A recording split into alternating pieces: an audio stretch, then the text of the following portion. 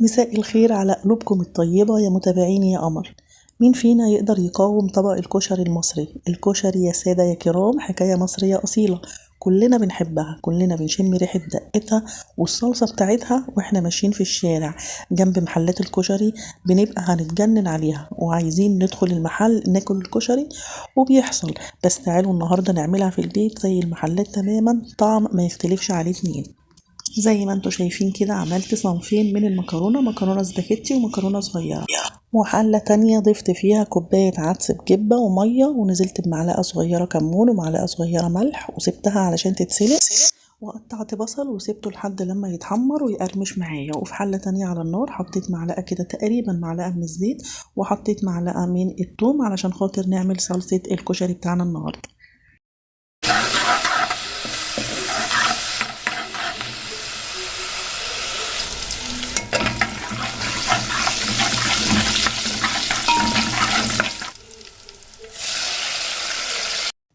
زي ما انتوا شايفين لما الثوم اصفر نزلت بربع كوباية خل ومعلقة كمون ومعلقة صغيرة كزبرة ناشفة او زعتر ونص معلقة من السبع بهارات ومعلقة كبيرة شطة ومعلقة ملح ونص معلقة من السكر.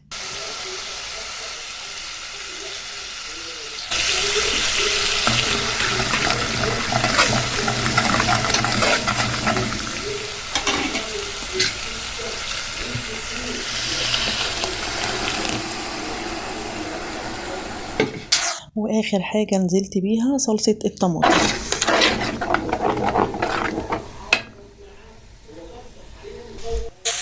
دلوقتي البصل بدأ يتحمر، هطلعه على مناديل مطبخ واسيبها لحد لما تنشف خالص علشان خاطر البصل يطلع مقرمش.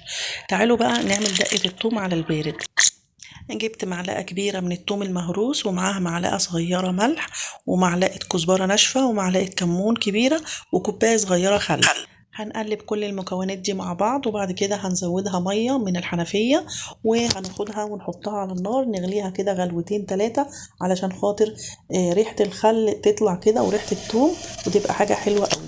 دلوقتي بقى هنعمل حمص الشام. حطيت حلة على النار وحطيت فيها الحمص بعد ما نقعته، وبعد كده حطيت مكعبين من الصلصة وبصلاية وملح وشطة وكمون وكمان مرقة دجاج وعصرة ليمونة كاملة. طبعا سبت الحمص يستوي وكمان الثوم اخد غلوتين وخلصت اكلتي النهارده. كل مكونات الكشري المصري عملتها معاكم زي ما انتم شايفين، احلى كشري مصري بالدقه والصلصه والشطه النار. اعملوها على طريقتي ان شاء الله هتعجبكم، واكله سريعه واكله مفيده وفيها كل مكونات الحاجات الحلوة المغذية.